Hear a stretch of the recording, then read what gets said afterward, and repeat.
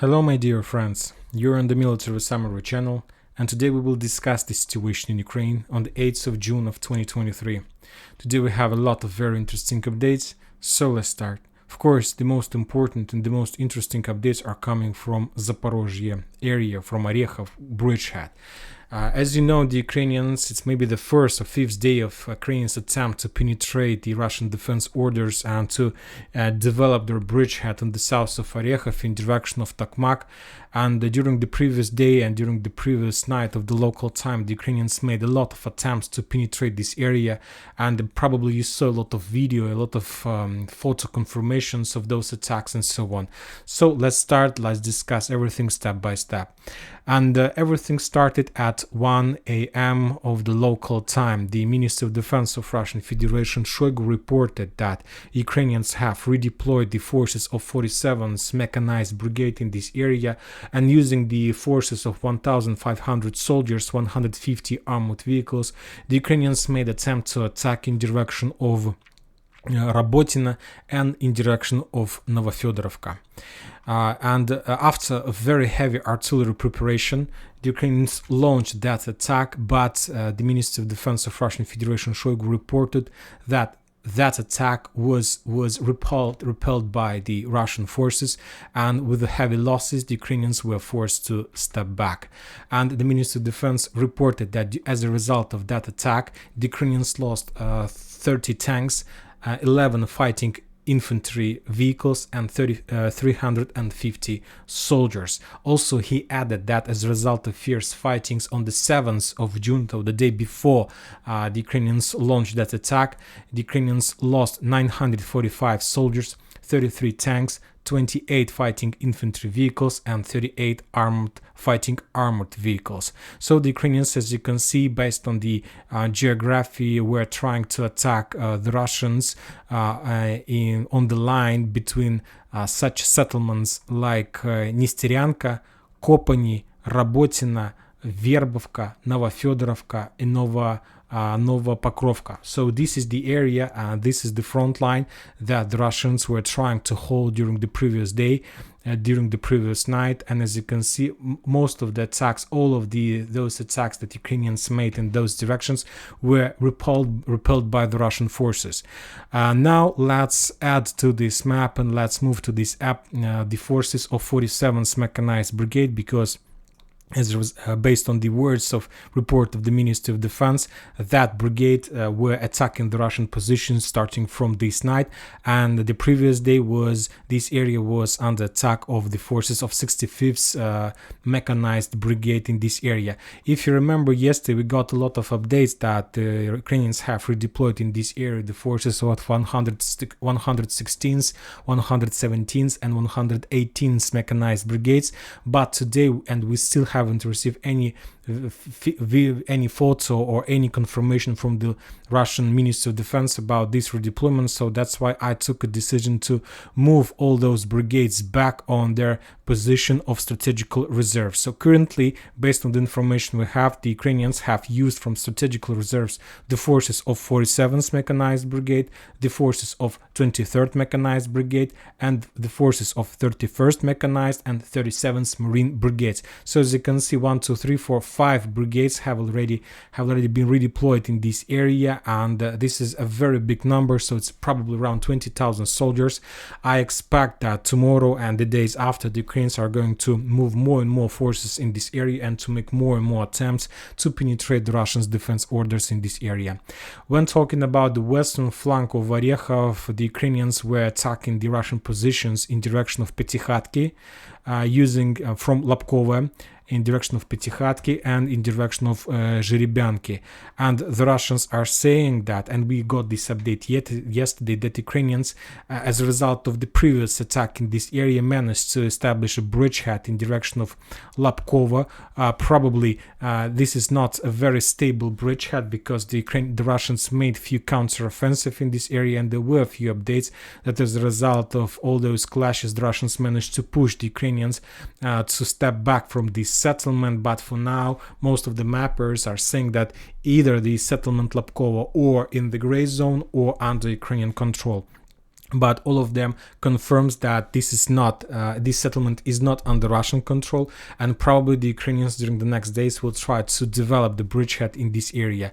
And based on the information we have, where the forces of 128th Mountain Assault Brigade and 15th Operational Brigade of National Guard are trying to attack and develop the bridgehead in this area. So for now, this when talking about Orekhov bridgehead, this is the only area where the Ukrainians managed to achieve at least small success by taking this small settlement, and that's it. When talking about Orekhov bridgehead, the Ukrainians were completely defeated, and the Ministry of Defense of Russian Federation published a video of Ukrainians attacks. As you can see, like a video on this video, you can see convoys of Ukrainian forces. Also, you may see the Leopard tanks on those videos. As you can see, these convoys were attacked by the Russian artillery, and as you can see, the Ukrainians lost a lot of vehicles based on some sources. For example, just on this bridgehead between Rabotina and Verbovka, the Ukrainians lost 40 armored vehicles. And of course, it's up to you to believe or not, but we have some video and photo confirmations of those attacks. And this situation reminds me the Battle of Ugledar. But if you remember, in January, the Russians, using the tactics of convoys attacks, were trying to attack Ugledar, and the Ukrainians, using artillery system, destroyed the Russians' attack fist in those areas. And if you remember those days, the Ukrainians were laughing at the Russians' tactic to use convoys, but we see that the Ukrainians haven't get any lessons from those battled, and currently they are using the same tactics, trying to attack the Russians using the tactics of convoy movements. One more time, just on the line between Rabotina and Verbova, the Ukrainians lost 40 armored vehicles. People from the bloggers all over the world and different military experts try to calculate the entire losses of the Ukrainians, officially confirmed by the photos and videos, and the number is around 74 armored vehicles and vehicles of different types, including light armored vehicles, fighting infantry machines, fighting armored vehicles and tanks. 74 units of different types of vehicles were destroyed just during the previous days, and we understand that this is not the total, the final number, and the numbers are going to be increased more and more. And a very interesting update during the previous 24 hours we received from the settlements like Zaporozhye, Dnipro and Kharkiv. The Ukrainian authorities and Ukrainians volunteers announced the blood collection.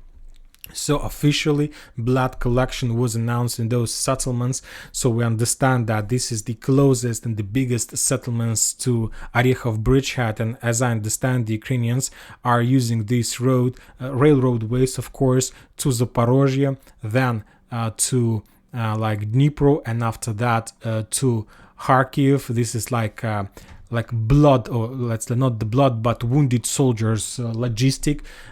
So as I understand, the most wounded soldiers are moved very fast to Zaporozhye.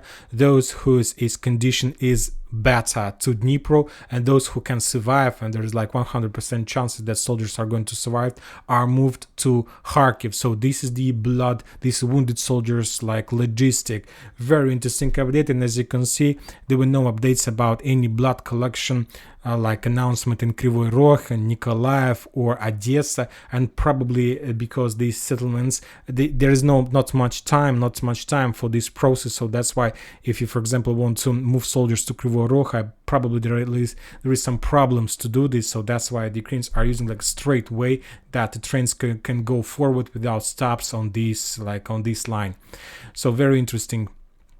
Furthermore, the Russians reported that the Ukrainians started using another tactic in this area, and the Ukrainians started usage of the distance mining method, and the Russians provided information about the settlements that were mined using the distance method.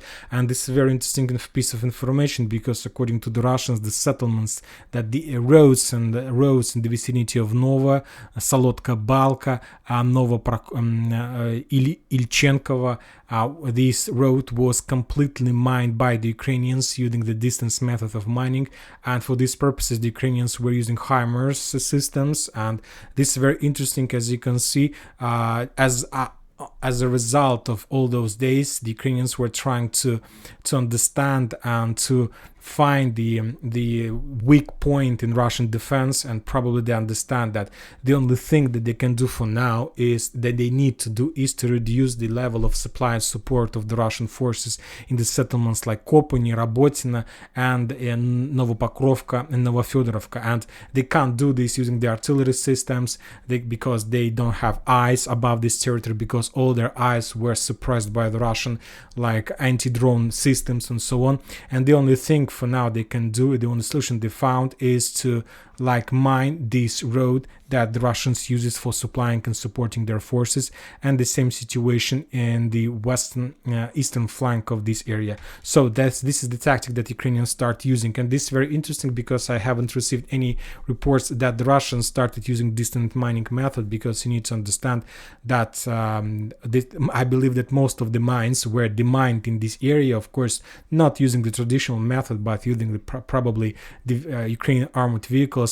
Another interesting update about the Ukrainian tanks and Ukrainian armed forces that were used by the Ukrainians in this area is that they were sent to combat line, they were sent to storm the Russian fortifications, and they haven't gave all these attack feast the armored vehicles that were upgraded, or where the Ukrainians have established the demining equipment. You know that when a convoy goes to attack, usually the first vehicle that goes in front of the convoy is a tank, sometimes T-72 or T-64, that's upgraded with demining equipment, and this tank goes forward trying to destroy the mines in front of the column. And today we haven't seen such a video or photo confirmations, and most of the Russian military experts and soldiers on the ground were saying that they haven't seen such equipment as well. So that was the biggest fail of the Ukrainian forces during the Battle of Orekhov Bridgehead. Now we have finished with this territory, with Orekhov Bridgehead, and there are a lot of interesting things that we need to discuss more. And the thing is that the Ukrainians, as we discussed, have redeployed the forces of 47th and 23rd Brigade in this area. There are still a lot of strategical reserves, and during the previous days we still haven't seen and still haven't received any attempts or any attempts from the Ukrainian side to attack in direction Nesterenko in Mirne. So probably within the next few days the Ukrainians are going to activate their attacks in these directions. We still haven't received any updates about any attempts from the Ukrainian side to attack from Gulay-Pole in direction of Pologi, and from Gulay-Pole in direction of Fyodorovka. So probably the Ukrainians, with the forces that are planning to redeploy within the next few days, are going to use these directions, and they will try to stretch the Russian forces, or probably the Ukrainians will continue pushing and pressing in direction of Tokmak. We'll see.